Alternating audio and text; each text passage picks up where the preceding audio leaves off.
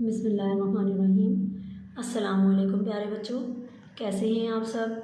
उम्मीद करती हूँ आप सब खैरियत से होंगे। प्यारे बच्चों, आज हम हरूफ को जोड़कर लफ्ज़ बनाना सीखेंगे। हम देखेंगे कि किस तरह हम हरूफ को आपस में जोड़ते हैं और हमारे पास एक लफ्ज़ बन जाता है। आप लोग अपनी किताब का सफ़ा नंबर 58 निकालें। यहाँ पर कुछ हरूफ दिए गए हैं, जैसे कि यहाँ पर लिखा हुआ है ब, अ, ज और ई। इसी तरह यहाँ पर बहुत सारे हरूफ देखें दिए गए हैं। हम इन हरूफ को मिलाकर यहाँ पर लफ्ज़ लिखना सीखेंगे।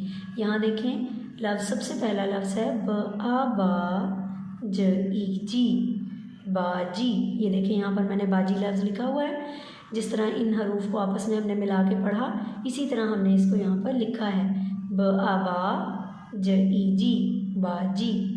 अगला लफ्ज़ देखें, त आ ता ल आ ला, ताला। यहाँ पर देखिए मैंने ताला लफ्ज़ लिखा है।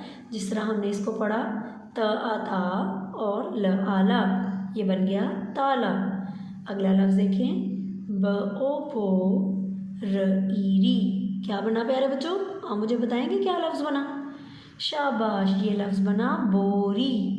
यहाँ देखिए मैंने बोरी लिखा है ना, ब ओ बो र ई री, बोरी।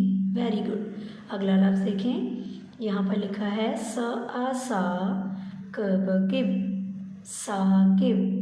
यहाँ मैंने देखिए लिखा है स आ सा क ब किब, साकिब।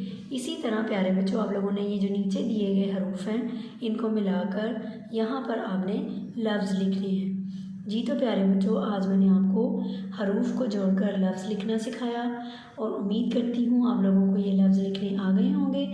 आप लोगों ने इसी तरह इन हरूफ को यहाँ पर जोड़कर लफ्ज़ बनाने हैं। जी तो प्यारे बच्चों, अपना ख्याल रखिएगा। अल्लाह हाफिज़।